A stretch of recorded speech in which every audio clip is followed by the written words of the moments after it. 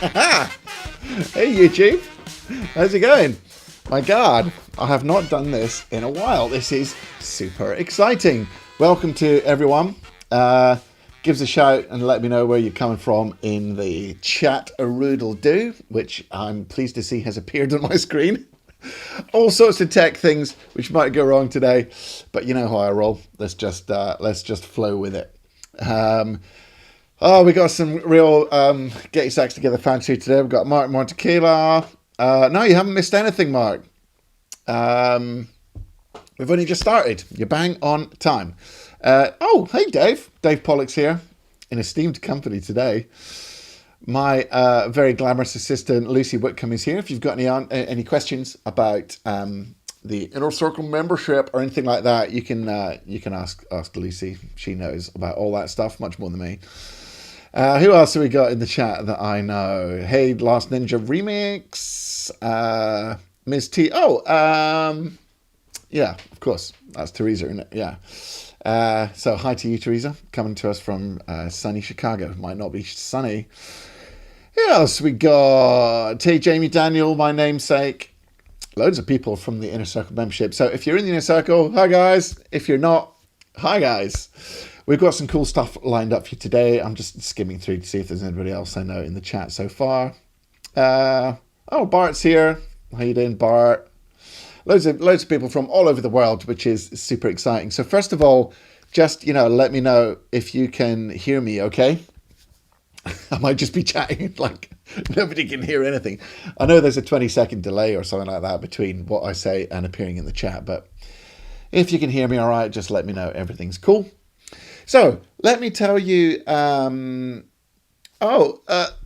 this is funny. As I sees it, if you see somebody in the chat go, as I sees it, you better say what your real name is. I was in Chelmsford Village, Asda, and this person came up and stopped me in Asda and said, "You're Jamie Hanson from YouTube," which is the first and only time that I have been star spotted anywhere. Or maybe I was once in Ronnie Scott's actually, but there's loads of musicians there. It's not kind of like so unexpected. But yeah, that was ridiculous. And I came back and I told my kids who were teenagers and they're like, "What? That's amazing." So thank you for making me super cool in the eyes of my kids for that one. All right. So what we're doing here tonight, we've got loads of cool stuff. But let me tell you what inspired it, first of all. My lovely... okay, everyone's saying that you can hear me okay, yeah? Nice, perfect, right. My lovely daughter Jasmine, who some of you know, who's 17, wants to go to music college, or either a conservatoire or a university, whichever.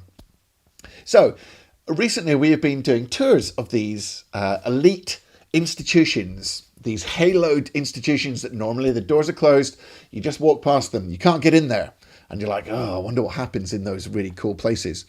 So they have these open days and prospective students can come in and look around. So we've been looking around. We looked around Goldsmiths University, Royal Academy of Music, Guildhall, Lee. We didn't look around Leeds, actually. But she's auditioning there. Like all these music colleges, all these universities, City University, blah, blah. And you get to go in and you see, what's inside the place, and it's really cool. In fact, when we went to the Royal Academy of Music, we sat in on a lesson with Pete Churchill, who is my old teacher from when I was at Guildhall, and it was super cool. And he was teaching his second-year students how to play Moment's Notice, and in my head, I'm sitting there, like going through the lesson in my head, playing with my fingers, going, God, I'm getting roasted here. So I learned a lot, and it was incredible to see these places and see how they work on a day-to-day level. So Black Friday week rolls around and I thought, what can I do that's going to be super cool? And I thought I would have an Inner Circle membership open week to celebrate Black Friday week. So I'm going to throw open the doors of the Inner Circle and show you some cool stuff that's in there. And I'm going to play you some stuff which is really going to help your playing today. It's going to be really cool. I'm going to play little clips, but I've chosen stuff which is actually, interesting or useful or both. Alrighty. Now, before we even get there, though, well, first of all, I know that the title of the video is The Secrets of the Inner Circle. Look, It's YouTube, all right? It's not really secret. It's nothing that I'm going to teach you is secrets, but it's secret unless you're in the inner circle, I guess. So that's what it's called it. All right. Before we get to, I'm going to share my screen. You're going to see right inside the community. But before we do that, I thought instead of hearing me talk about it, you might like to hear some of the people in the inner circle talk about it. So I can't remember if anybody in the chat is featured on this video. I think they might well be. It's quite conceivable they've never seen this. So around the world, there'll be the collective cringe of people watching themselves on video. So before we do the screen share, let's get straight to the people who are in the inner circle talking about why, what it's done for them in their lives. I thought that might be interesting for you. Hey, Alison. Good to see you. Hey, Noah. I think like everybody in the inner circle is just in the chat. I wonder if there's any punters. All right, here we go. Let's enjoy this one. I'm going to shut up for a minute and let the inner circle people, or the innies as we call them, do the talking. Alive greatest.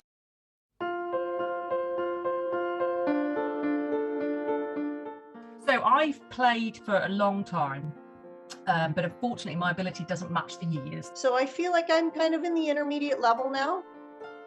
Good enough to impress my friends, but not. But we sax players know what's going on. So my playing was getting better. I'd taken your 2 courses, but I knew that I could do more. Because I knew that I would have an environment to talk about my sax challenges and my sax improvement plans. I have watched quite a few of your videos that you've done on YouTube in the past. It was a good offer. I thought, that's within my budget. It's doable. It's a sensible amount for me. When I looked as well into the course, it didn't seem overwhelming. I'm the kind of person who needs encouragement. Your content is unique. I liked you, Jamie.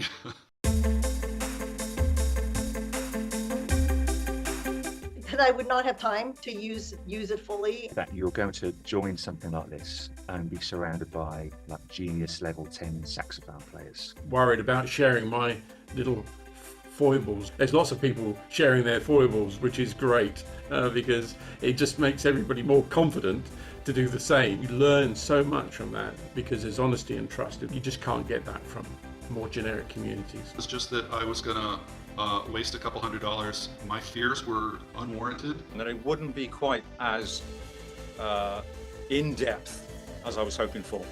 And it is.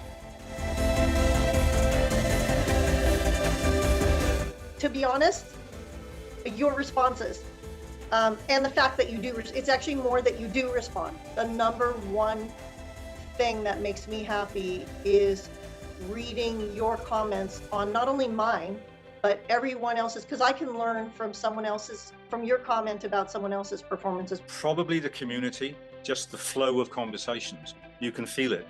There's camaraderie, and it's a nice, warm, safe feeling when you're in the community. But that is the key that I was hoping would be really good, and it is lovely. Getting access to my hero, my alive greatest saxophone, Ernie Watts, and having the chance to ask him a question, I just floored completely. I am making more of a commitment to my own playing because I am motivated to pick up the saxophone. Really immersing myself in whatever that solo of the month is and trying to get the rhythms, the phrasing, the articulation, the style, the sound has been awesome. Push myself a little bit more with regards to the type of music and with regards to the type of playing I will do on my saxophone when I'm rehearsing. Like sometimes I'm now listening back to my improv and I'm going, I did not know I did that. And it's new because I've been listening and trying to study and bring those things under my fingers. Having a community like this, for me personally, has helped me start to think, actually, I'm going to be a lot more spirited about getting out there and making sure I'm sharing what I'm doing. If you think it's fun from the outside, it is. Just do it. Expect to learn to figure out what's in the secret sauce. But it does make me feel part of something, which before I did not. Get off the fence and join, and you'll get loads out of it. Speaking, if you want, on a daily basis to people who have the same level of passion as yourself. And it puts you in a nice little warm, fuzzy zone when you're sitting in your spare room. Unquestionably do it. You can get so much from it that you cannot get through even one-to-one teaching. If you want to progress with your saxophone playing, you'll make a big difference to it by joining the inner circle. Take away the fact that I pick up the saxophone more because I'm in the inner circle. I don't know how else to say it. Yes, do it. Yeah, do it now.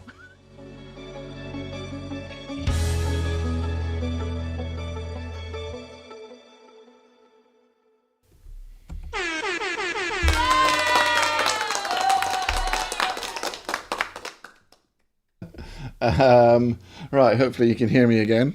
Let's have the applause one through. Woo! Thanks for all you awesome people that were featured in that. I'm back. Don't worry, I'm here. Oh, maybe people thought that testimonials thing was actually an ad. It wasn't. It's just people in the inner circle saying what they get out of the inner circle and why they like it. However, let's now get right on. And by the way, it's obviously Black Friday week, so if you do want to jump in anytime, links in the description, or you can use the link there, obviously. And there's an awesome deal. All right, well, let's get on to the good stuff. I'm going to highlight some of the cool features, and I'm going to show you clips of some lessons, which is really going to benefit you. We've got people here from all over the world, including New Zealand. Yeah, so is somebody asking, is that really you? If you're asking if it's really me, yeah, it's really me. So I am here live. Right, I'm going to share my screen. Hopefully the tech is going to work. I'm keeping my fingers crossed. If somebody could answer as I seize its question, Robin, in the chat, that would be cool. Right, let's go to screen share. Here we go. Now, there's two main areas. There's the content portal, which is called the Inner Circle Rehearsal Studio. That is what you're looking at right now. I wonder if I can get myself... Yeah, there I am. Yay! And then, like, one click will take you straight into the community area. So there's no, like, awkward logging in. There's no Facebook, ads. There's nothing like that. And then one click and you're straight back. Now, that doesn't happen for most people. That's just because I'm an admin. One click will take you straight back there. So the first thing I'd like to draw your attention to is the YouTube Backstage Pass. So all you people that like watching me on YouTube every Sunday when I sax up your Sunday, everybody in the inner circle gets more. So there's a bonus video and it's called the YouTube Backstage Pass. Whoops, daisy. So if I click on that, you can see all the YouTube Backstage Passes, which are bonus videos that accompany every Sunday. So if I teach you the notes for a famous solo, the Backstage Pass will teach you all the little nuances and maybe the fingering twists and the little things that will really bring it to life that I just don't have time to teach on YouTube. So the first one I'm going to highlight from the YouTube Backstage Pass was when I did a video on articulation on YouTube. And I thought I would do a bonus video on articulation. So what I've got here is a Hank Mobley solo from Smokin', which is from his album Workout. And I start teaching you exactly what is going on with the articulation through this. It's so detailed. I mean, I do loads of it, but we're just going to look at the first line. Okay, this is probably going to be, I don't know, 4 or 5 minutes or something. So I'm going to get myself off the screen and switch to my other self from this lesson. Here we go. Oops, I've just jumped to the wrong place. I want to go from 1 minute and 6 seconds.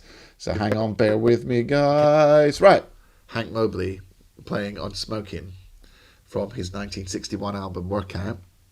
And here we have a blank canvas of eighth notes, and I'm going to listen to it along with you, and we're going to try and mark in the phrasing as we go. Just chuck in the chat if you can hear, this is live, Jamie here, just chuck in the chat if you can hear, the audio properly from this lesson, just to reassure me. Thanks. because that's the hard thing, isn't it, to hear exactly what's going on. So we'll start with the first 8 bars, which is kind of like a sort of break, and then we'll see how long it takes and how much more we're going to do. So let's listen full speed first of all. I often need to slow things down, and you probably will too.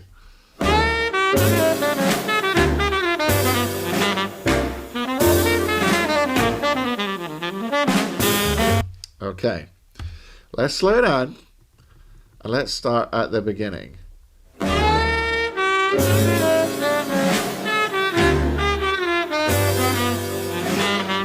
Okay. So there's no half tongue in there, okay? It sounds like and I'll do my phrase like a pro sort of nomenclature. So da, ta, T for tongue, all right? Da. So you're gonna slur into from the G to the F sharp there. Da da. That's long, short. So that's gonna be tongued and then staccato tongued. So that first bar, there's no half tonguing in it actually. One thing which is in there which isn't marked is that there's like a scoop up to the C, isn't there?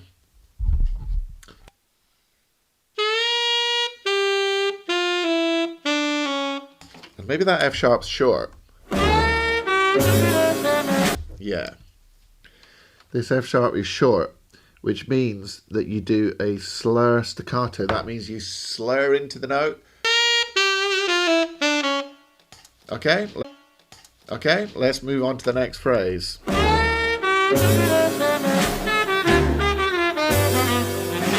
Right, lots of half tongue in here.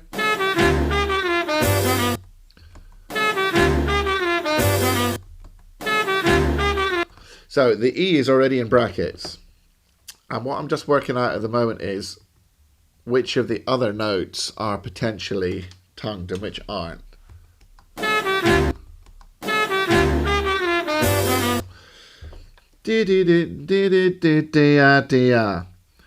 Definitely slurred there, okay? Now what about the beginning ones? This is definitely half-tongued, HT for half-tongue. Now, when you take, God, it's a bit small. When you take your tongue off the reed after a half-tongue, I call that RT, which is you release your tongue. Because when you've half-tongued and you release your tongue, it's like a de facto articulation. So it's like di di di da. It kind of tongues the B flat automatically. So it's worth noting that. Not a lot of people talk about that.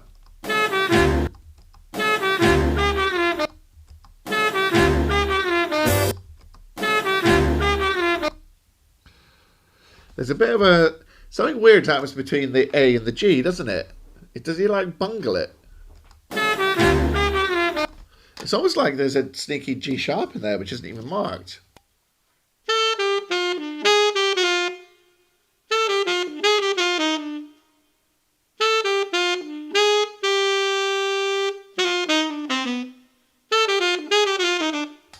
He kind of makes a mistake there. If I zoom in enough, I'll be able to just do this. Like, it's almost like that is in there, which is quite interesting. Never noticed.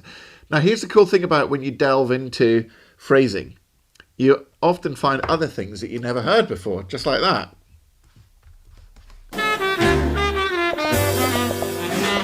Now, listen to all those ghosted notes down the bottom.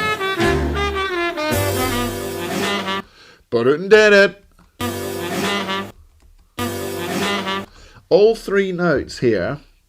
I'm gonna zoom in to make it easy for myself. All these 3 notes are ghosted. Now what you do is you half tongue, and you half tongue all the way through those 3. Then you release your tongue, and that last one. I wonder if I can make. I think that is the thinnest I can make my pencil, unfortunately. That's RT. I'll just go really lightly. RT and then staccato tongue to finish. So That's the articulation at the end of that line. Because another thing that not a lot of people talk about is when you're half tongue, you can leave your tongue on the reed, especially for runs that are going up, whether it be triplets, 16th notes, or in this case, 8th notes.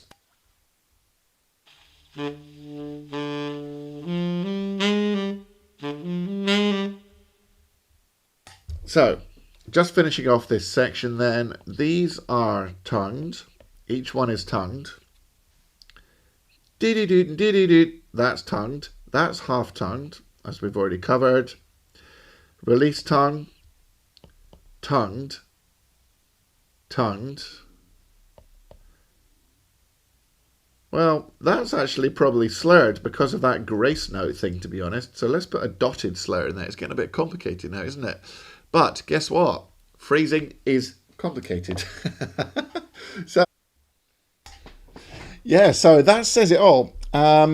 Phrasing is complicated. I said it in the video, and you can see from the markings that that we've got on screen there that phrasing is a complicated thing. So it needs to be broken down in this much detail, because when you buy your book of transcriptions, your Coltrane solos or, you know, whatever like that, whatever the book of transcriptions you get, they just have a line of 8th notes, a bit like the transcription started. Well, that's not going to get you sounding good when you play jazz. You need to know exactly what's slurred, what's tongued, what's half tongued, what's long, what's short, and all that kind of stuff.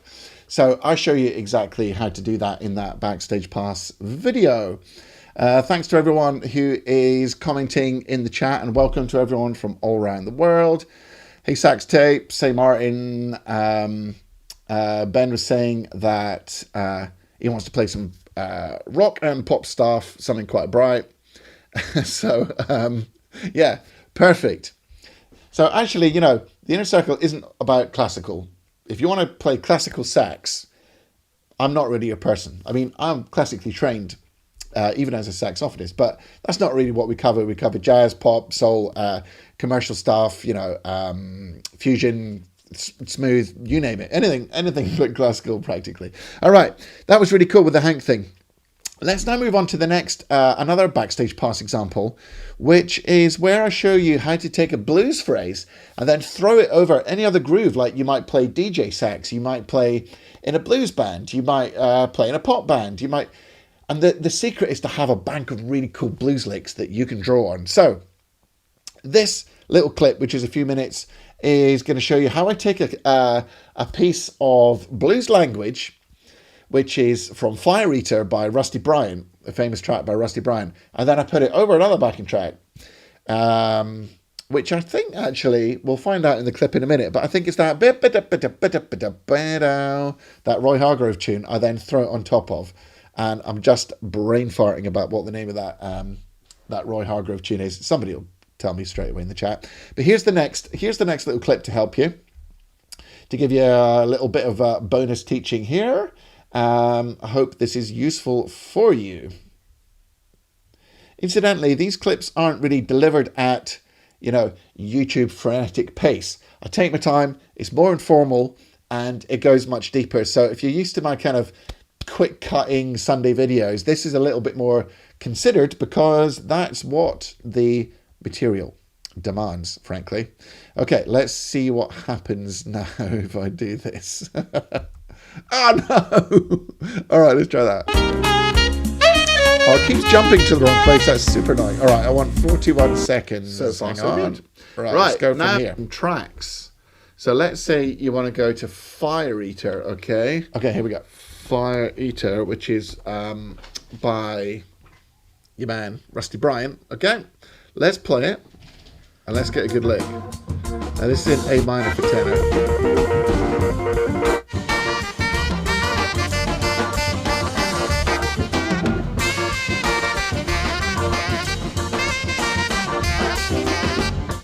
Boom.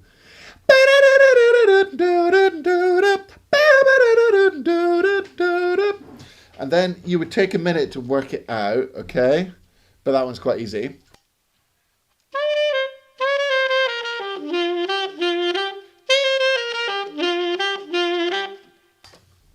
Check it.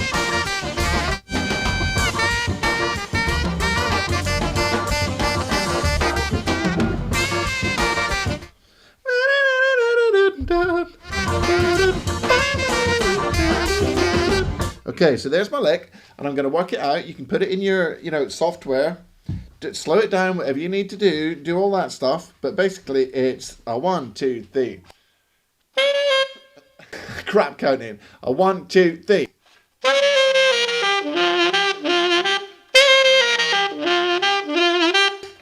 So it's kind of like the same lick twice, but the second time it goes on the offbeat. So 3, 4.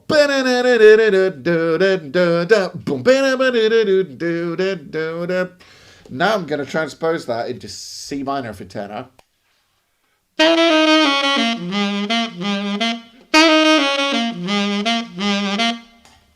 That's just a skill you learn. Like, the more familiar you get with the blues scale, the more you'll be able to map blues scale licks over any key instantly.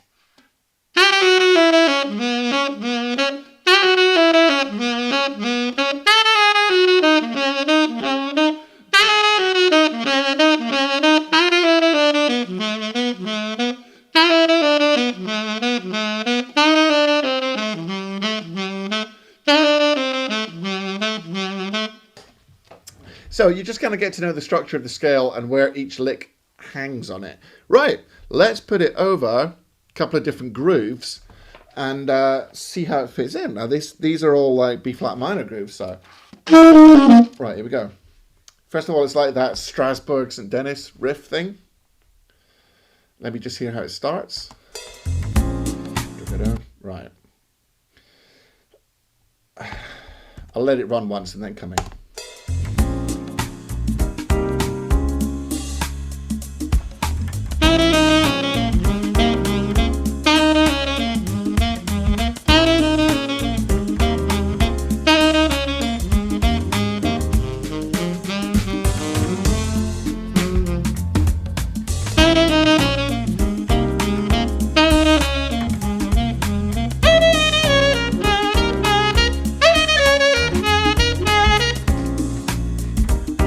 So far, so good. Right, now let's see if we can find that blues shuffle thing, which I think is this. Yeah. So. 1 and 2 and 3, 4. Whoa, sorry, too loud.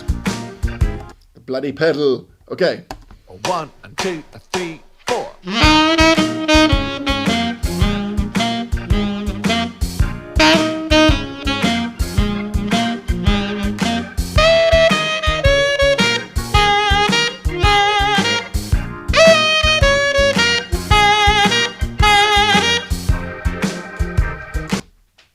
Fits, right? Now let's get the chameleon groove thing that that I made up. Quickly searching on the fly. Here we go.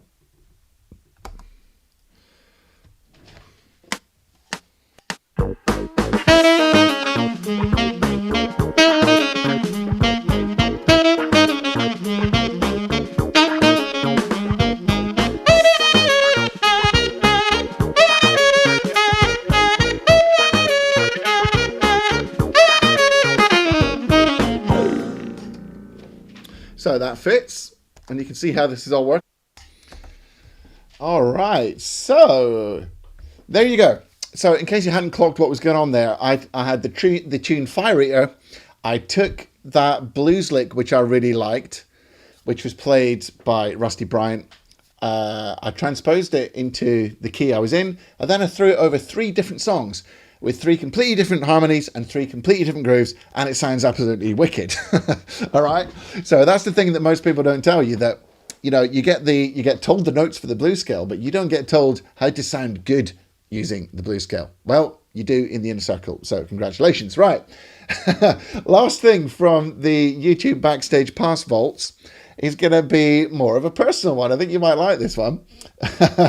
Now then, I can't remember what video I did now, and I couldn't think what to do for the backstage pass. So I happened to be up in Scotland, where I'm from, with my mother, and I thought it would be fun if people heard about my origin story when I was a kid, from my mother.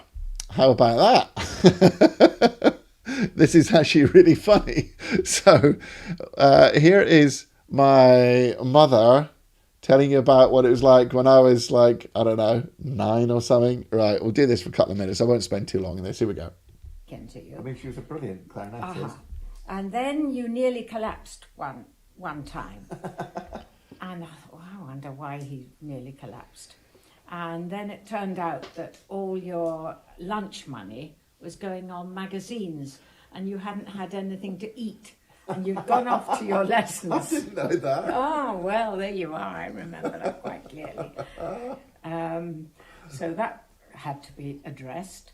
Then she eventually was thinking that, in actual fact, you really wanted to play jazz because in the meantime, you had joined the local swing band. Oh, that's right, yeah. And really you enjoyed it. Met a couple of guys there that you really got on well with. Oh, we missed out the bit about my wind band concerts with the E-flat clarinet. One day. Because I was always the youngest, wasn't I? Yes, because you were slightly undersized. Something's happened since. Yeah, but you were slightly undersized. And came out one day from the swing band with this little case, beaming from ear to ear. You'd been given the A-flat clarinet. E-flat. E-flat. Yeah, the sorry. E-flat, dreaded E-flat. The dreaded E-flat. Shrieking twig, yeah. The shrieking twig. And so then you persisted on practicing that. You know, we got to the noise and then got used to it. And then you progressed from the wind band there was a concert, that's right. Because my mother came along as well. And we went along. We hadn't seen you for a week because you'd been in a course. And we sat in there really quite nervous, wondering what was happening.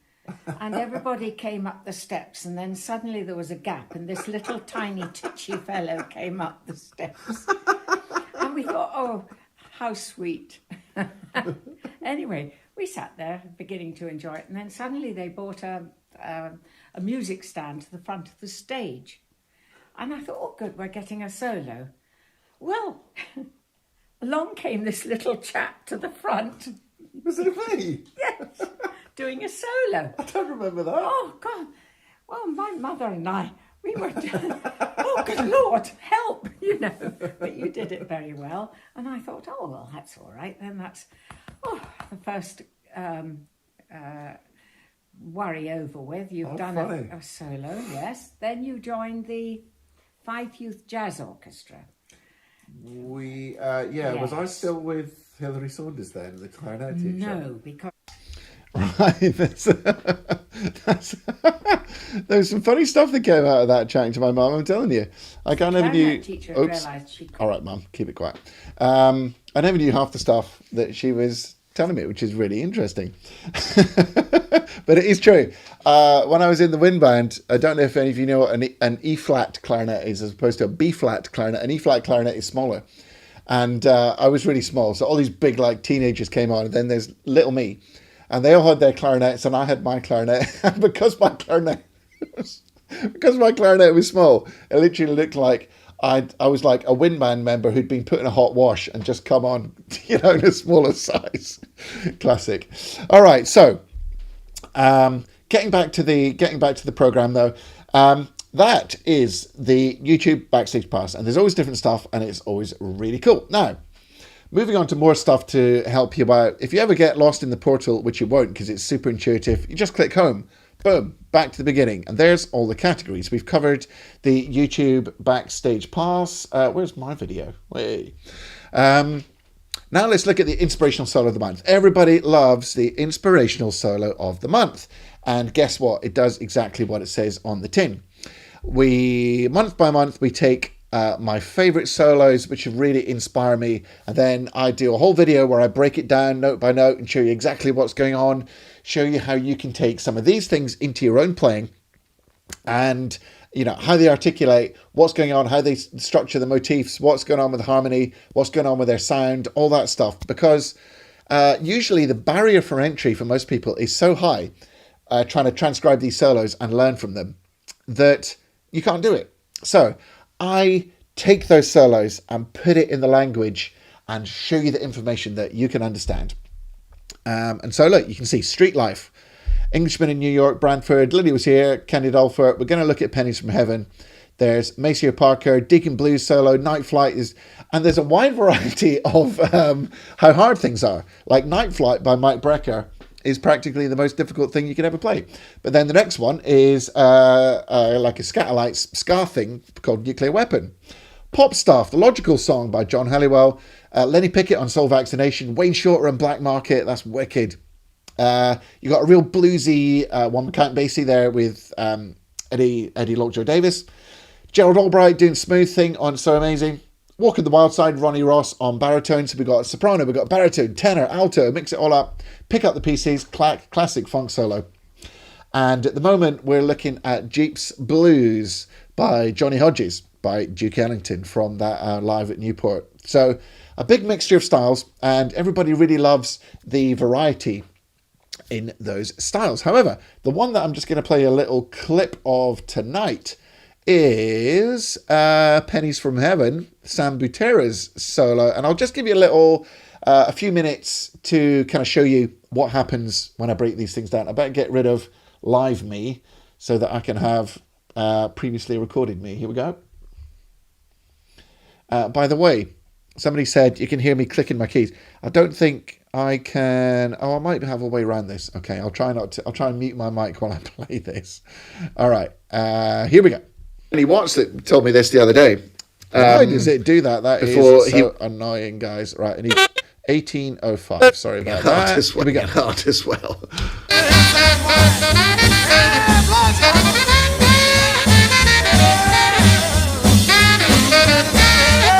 Right, now this is interesting because he starts to play the changes a bit more. If I just move that down so you can see the run up.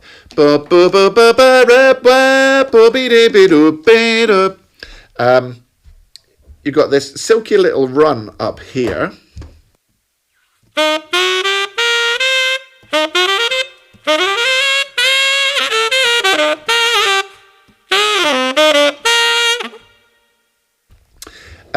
But ignoring that run for a minute, which is kind of like, that's all taken from the major blues scale, by the way, that run. All from the major blues scale. Now, here's the key note. This is the first time in the solo that he's hit that note. And it's the E flat, which is the seventh of, it would be an F7 chord. If you're an alto, you'd be hitting the, quick maths, B flat on the C chord. All right? Remember, I'm focusing on the tenor transposition at the moment because it signals a change in the harmony, which is awesome. Now, look, let's keep looking through and see what else we can learn from this on the sort of beboppy type phrase. Ba, ba, ba, ba, da. This is, like an enclosure, lower, upper, target note. Boo-bee-dee-bee-doo, then just a straight triad. Ba-ba-do-ba-do. Look at that. It's just a straight major triad. The harmony is just so, so much for not playing chord tones. He's just completely playing the major chord tones straight up.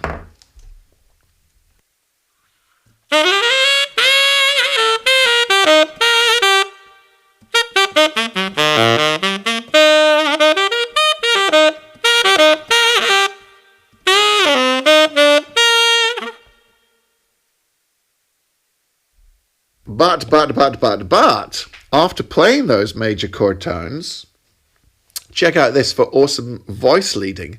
So you hit the B flat, that's the third of G minor 7. And these are all chord tones. Ba, bo, ba, da. Now that is the seventh of G minor 7 going to the third of C7. Okay, classic voice leading. If you ever watched any of Dave Pollock's stuff, or my stuff from Improvisation Mastery, thirds to sevenths, guide tones. Bo, ba, da, ba, and then just the root. So, couldn't be simpler and utterly spells out the chords.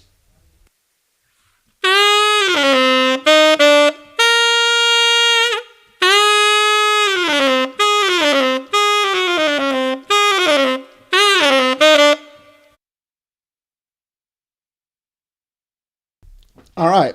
now I've got to unmute my mic as well. Added a layer of complexity there. So I actually go on, I think, in that segment to describe how I do that. But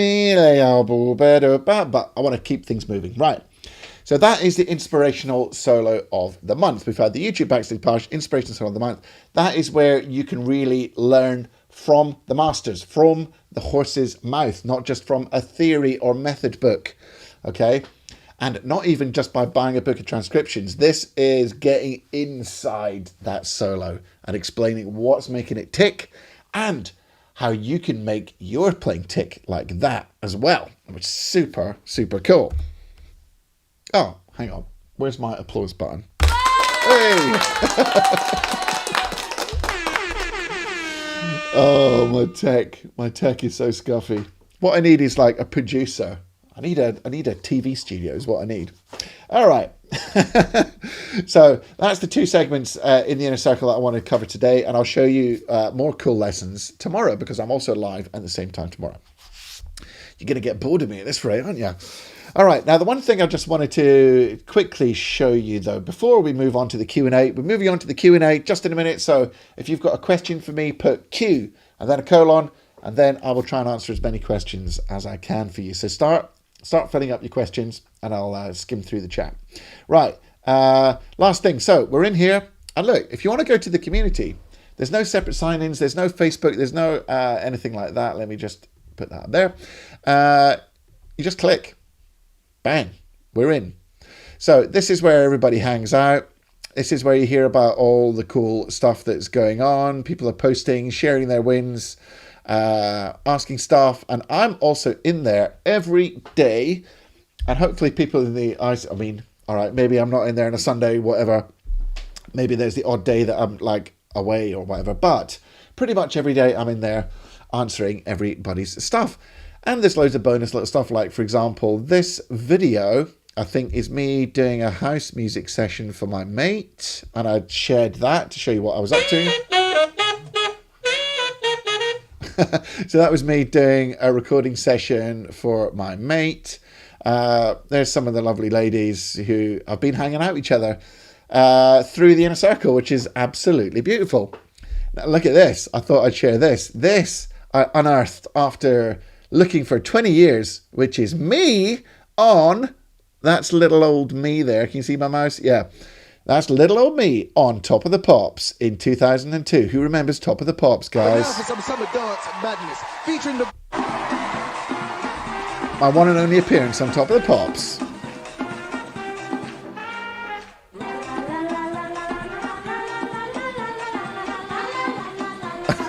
Those shorts.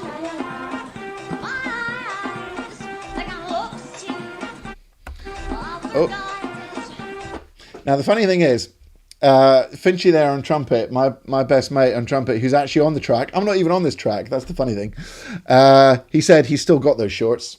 Well, that was 20 years ago. So buy yourself some new clothes, mate. That's what I say.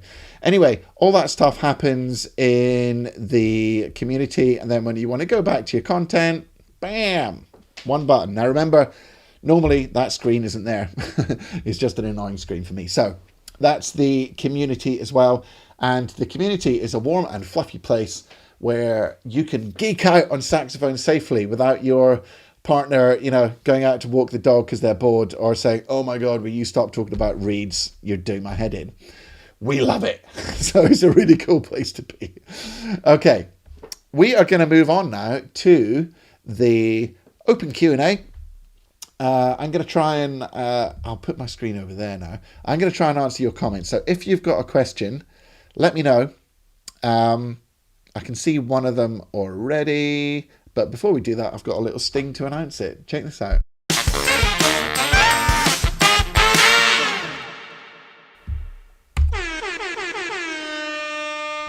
On it. All right. I haven't mentioned it for a while, but it is, of course, Black Friday week. And if you think, oh my God, what this inner circle is so cool, which hopefully you are by now, there's the link. All right, there's the link. gettingsaxtogether.com/inner circle 35. You can go in and check questions. So if you did ask one earlier in the chat, put Q and ask it again. Right. I'll just put a couple of comments up. Look, Rachel's saying, I agree that the Inspirational Solo of the Month is my favourite thing. Loads to learn and good fun having a go at playing and listening to others' attempts. By the way, there's also every month a prize challenge. So I give you a very easy task to do based on that month's solo. You post it in the challenge area. I'll just actually show you that because that's super cool. Look, if I go, oh no, my screens are in the way. Tech fail. Right. If I go here and then I go back to the community, I'm just showing you how easy it is to knock about as well. You go to challenges. There is challenge of the month. It's Jeeps Blues. There are some people who have entered. And by the way, the cool thing about the way that the thing is set up, there's a little video and then it shows you how to enter. Okay, so that's all I need to show you there. The cool thing is that you can post video direct. As far as I know, there's very few, if not any, memberships where you can post, a gigabyte worth of video straight on there, or audio or PDFs, whatever. Normally it's like you have to post a YouTube link or something. It's a real hassle. But you can post video directly to the community. Super cool feature. All right, let's move on to some questions. Okay, Bill Moline is asking, it seems that I see more and more pros switching from metal to hard rubber mouthpieces. Is this a trend? What are the benefits of one over the other? I don't think I've noticed that. There's actually not much. The material that your mouthpiece is made of makes surprisingly little difference to your sound. It's more like how it feels in your mouth. It changes things a little bit because hard rubber mouthpieces are usually bigger. Quite often metal mouthpieces have got a smaller amount of stuff that goes in your mouth. Apart from that, you can get people with metal mouthpieces like me who have got a very dark, mellow sound, and you can have somebody with a hard rubber mouthpiece who's got an extremely bright sound. So it's not like one's dark, one's bright. I haven't actually noticed that, so that's interesting. Thanks for that question. The answer is really there's no benefit of one over the other. It all depends on the individual mouthpiece. Good question there, Bill. Cheers for that. Right, what else have we got? We've got Zabel Soler. How do we watch this from the start? Try the replay. It'll be the same link, but you can watch it once it's finished, I guess. All right. Right, here's... Oh, sorry. That was Lucy saying something. Right. Sax tapes. When is a good time to start learning subtone as a beginner? Don't learn subtone as a beginner. It's extremely difficult. Now, we had...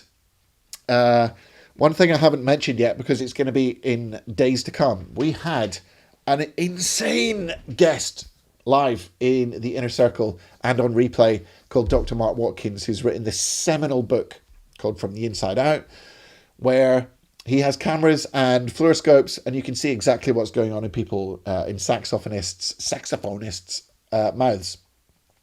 And when I asked him about subtone, he said, yeah, it's incredibly difficult. So the, where's my tenor? The kind of,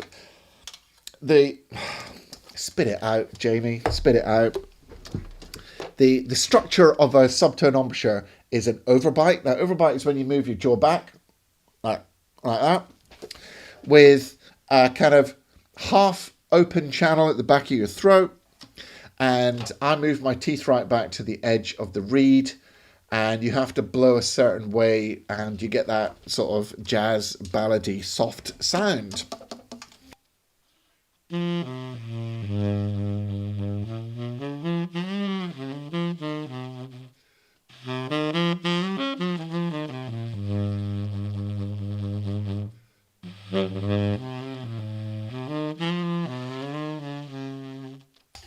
As opposed to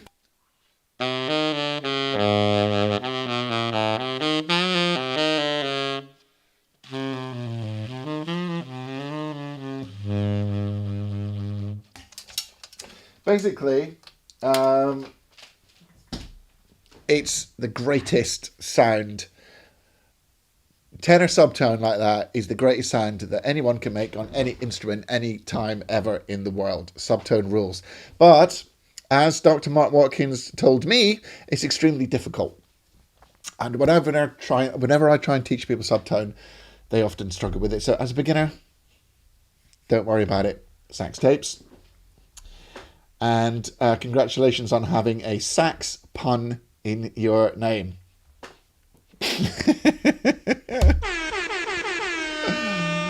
Okay. Bane of my life. Sax puns. Imagine how many sax puns I get. Okay, next question is Ben Fisher. He's asking recommended mouthpiece and tip opening sizes. Completely depends on so many factors that I can't give you one answer. It depends what you want to do, how experienced you are, all that stuff.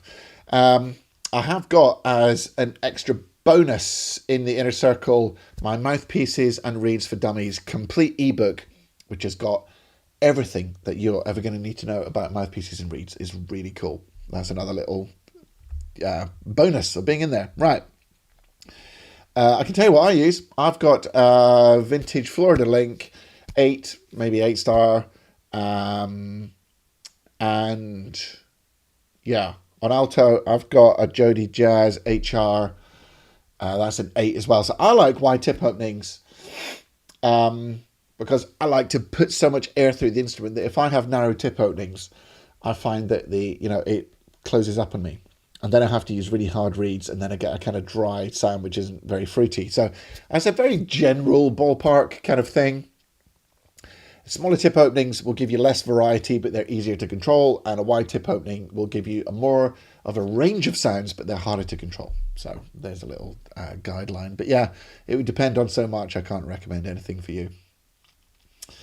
All right, next question is from Dave, who's asking, Jamie, it does sound like you need a good grounding in music theory and be able to read well. Do you know what? When I first read that, I thought, Jamie, it sounds like you need a good grounding in music theory. Sometimes it helps, but some of the challenges are just playing one note. So it doesn't matter how, and not all the solos are really hard bebop things or anything like that. If you are a complete and utter beginner who doesn't know the fingerings for the notes, I would say, get like the very basics together first. But inside another section of the course, which I'll be going into in days to come, there's a thing called the Practice Dojo. And within the Practice Dojo, there is, well, all right, let's skip to it. Skip to my darling. So if I go screen share, right, let's go here. Let's go boom. Let's go to the Practice Dojo. Remember, you'll skip that screen. Right, now look at this. Here's the Practice Dojo. I don't even know if my screen is sharing. It is, right, fine. Look, 0 to hero, harmony and theory. Introduction takes you from 0, like this is a note. All right, it literally takes you from 0 and systematically and slowly moves you all the way through all the harmony that you need to do. By the way, there's that Mouthpieces and Reeds for Dummies book I was telling you about, but that's going to be for another day, so I don't want to give the game away there. So yes, I've lost myself. Right, there we go. It might help a little bit, but within the course, within the membership, is a way of learning theory from 0 to 60. So don't worry about it. Okie dokes. How do I take that off? I've lost how I take off a comment. All right, let me find another one, see if it replaces it. Oh, there we go, right. Okie dokes. Next question we've got. Hey, Jörg Sunderman. Oh, I look very good tonight. Thank you very much. I had a haircut yesterday, so maybe that's why I'm looking particularly suave today. Right, here's a question from Daft Kid. Hi, Jamie. Thank you for your time and dedication. Is it suitable for absolute beginners? Just answered that. Yeah, get the basics, the very basics together first, and then you can jump on in. By the way, the inner circle is not what you would describe as a sax school. All right. I know that Nigel's got his sax school.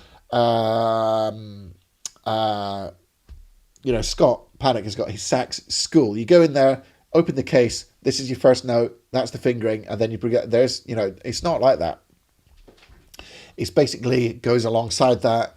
And there's no overwhelm, there's no grading, there's no, you can take as much or as little as you want to fit in with your lifestyle. Okay, that's the whole point of this thing, because everyone's like, oh, I've got no time, I'm so overwhelmed. Not in the inner circle, just like chill, watch a bit of this, watch a bit of that. If you do want to practice really systematically, it's all there for you in the dojo as well.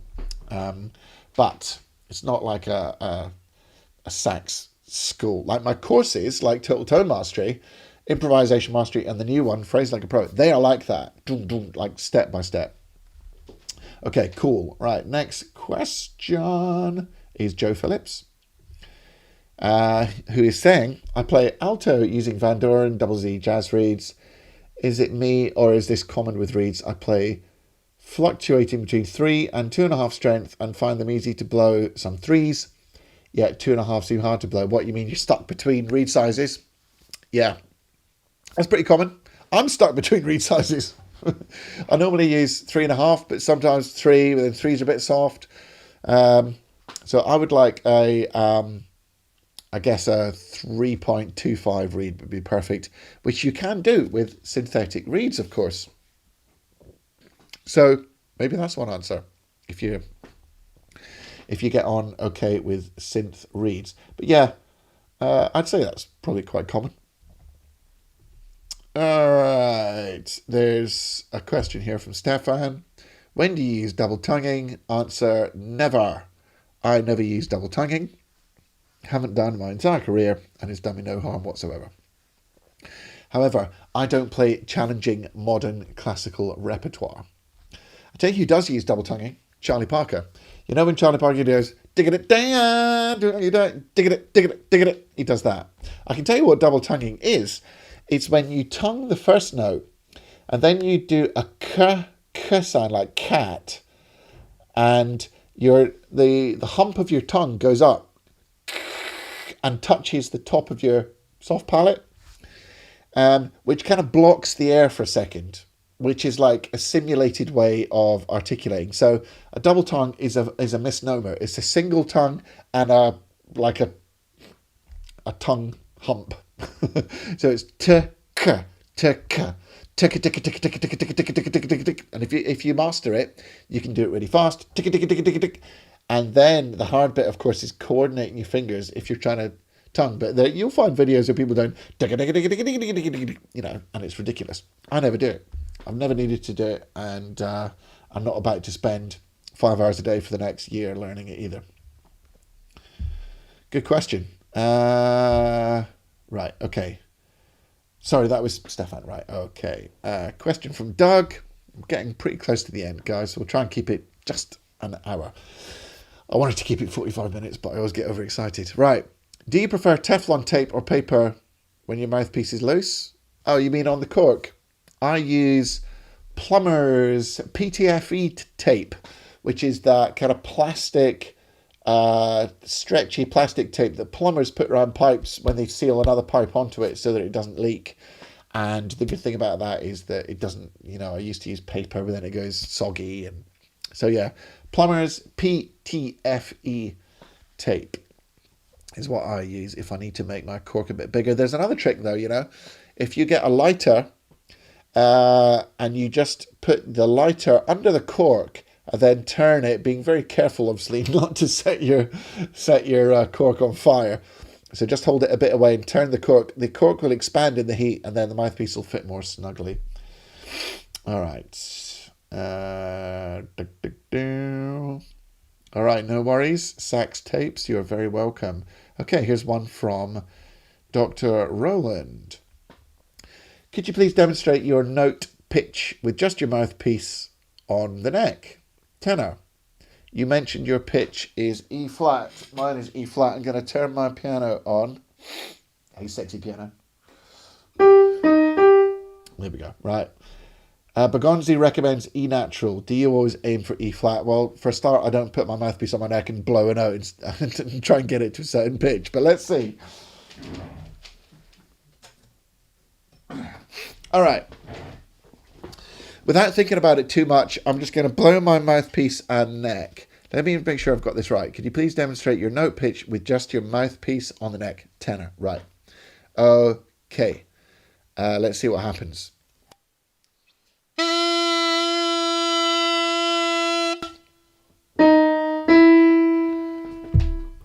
Begonzi would love me. It's an E.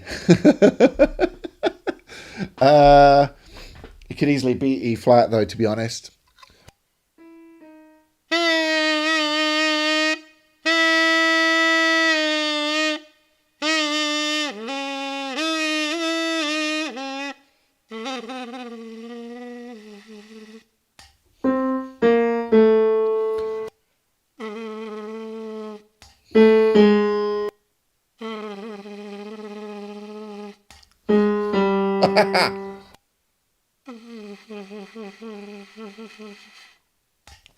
Maybe that's actually more important than what pitch you blow at, is how much flexibility have you got. Like, I almost got a G there, but certainly got an A flat. So I can get a major sixth on my mouthpiece and neck.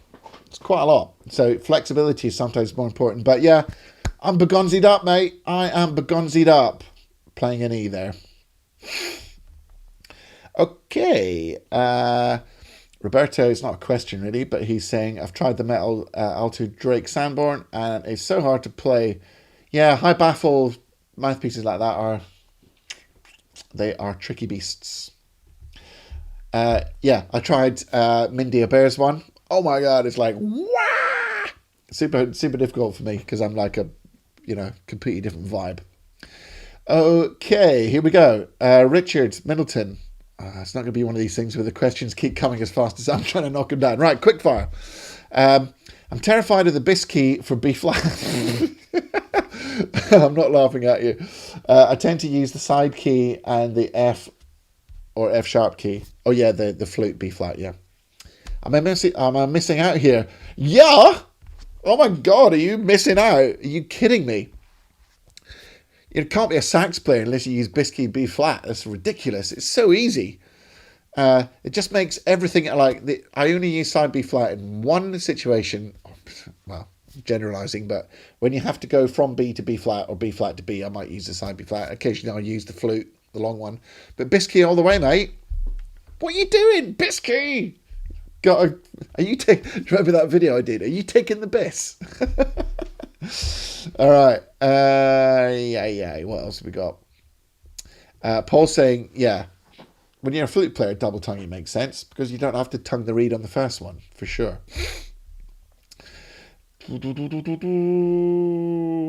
Oh, sorry, EJ or Edge.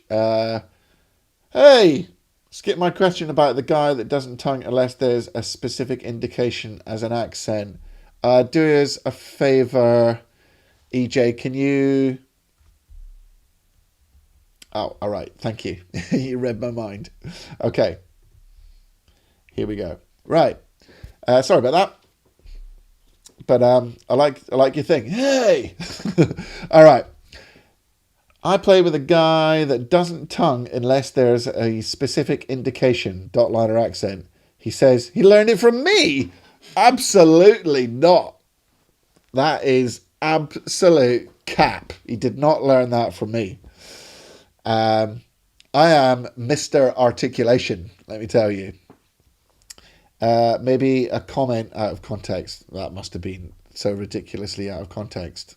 Mind you, if there's a dot or a line or an accent, that kind of covers most things, which would leave slurs. So actually, you would tongue the dot, you would tongue the tenuto, you would tongue the accent, but that kind of only leaves slurs in a way. Interesting.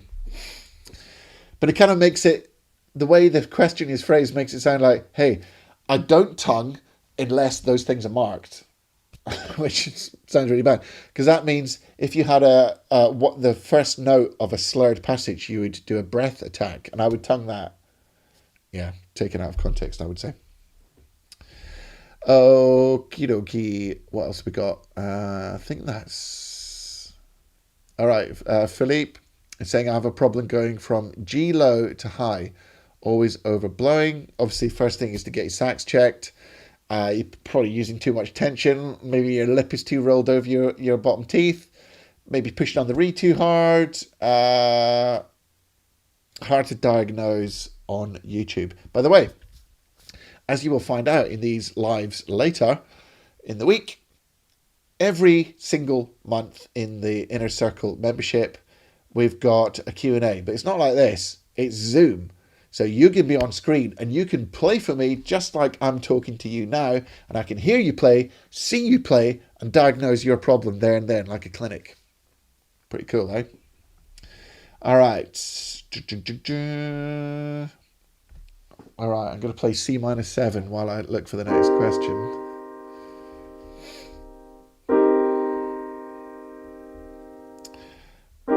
Okay, you're all very welcome. Right, I'm just seeing... I'll just do this one. There's no cue in front of it, but I'll let you go.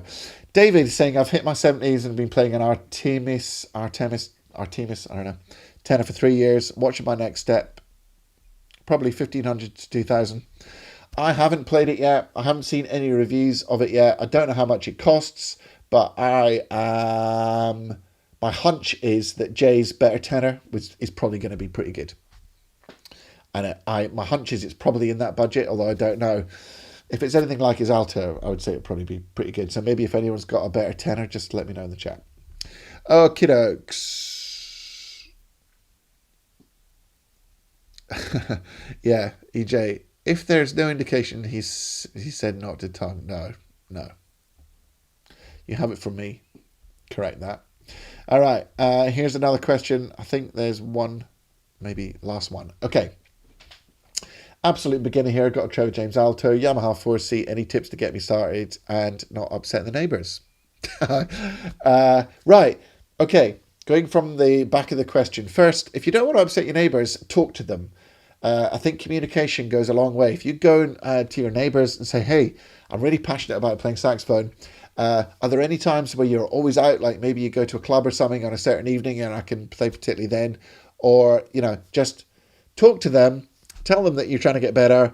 And if they've got a big problem, to talk to you. And then communication goes a long way. I think that'll help them for a start. Biggest beginner mistakes are biting too hard on the reed. Curling your lip over your teeth is a big mistake. Think more like a goldfish. Gripping the keys too hard. Hand position. Make sure that your wrists are dropped and that you don't do this. And try and keep your fingers close to the keys so you don't do that. Keep everything relaxed. What are the other big beginner mistakes? Get yourself some nice long notes to steady your embouchure. A few little tips for you. I've got some stuff on YouTube you can look out for. Good question. All right, Greg. How representative is today's session of normal sessions? You mean like recording sessions? Well, today's recording sessions are few and far between, and most of them are reserved by an elite cabal in the UK and probably an elite cabal in the US as well. So it's not like the old days where there were like 3 sessions a day, like the Wrecking Crew or whatever in LA, or the Funk Brothers where they just do sessions all day. That doesn't exist anymore. So that's the main difference, is the lack of. Apart from that, I don't know, like I don't go to Abbey Road and do pop sessions. I do sessions here. Sometimes, I have recorded at Abbey Road, but it's such a hard question because there's so many different types of sessions. But the big difference is the lack of sessions compared to what they used to be. Right. How can I play high G on the altissimo? Do you play alto or tenor? If you play alto, you go 1-3, 1-3. If you play tenor, you can do the front key with side B flat, or you can even do the B key with side B flat as well. If you've got an F sharp key, it's easier. But of course, that's just the fingering. How you play altissimo, I'm definitely not going to cover in the next 10 seconds. In fact, last night, Mark Watkins answered it in 30 minutes, and even then he didn't finish it. So that's how hard it is. And you can watch my video on altissimo. Right, on YouTube. It's everything I know about altissimo. How can I perfect my tenor sax?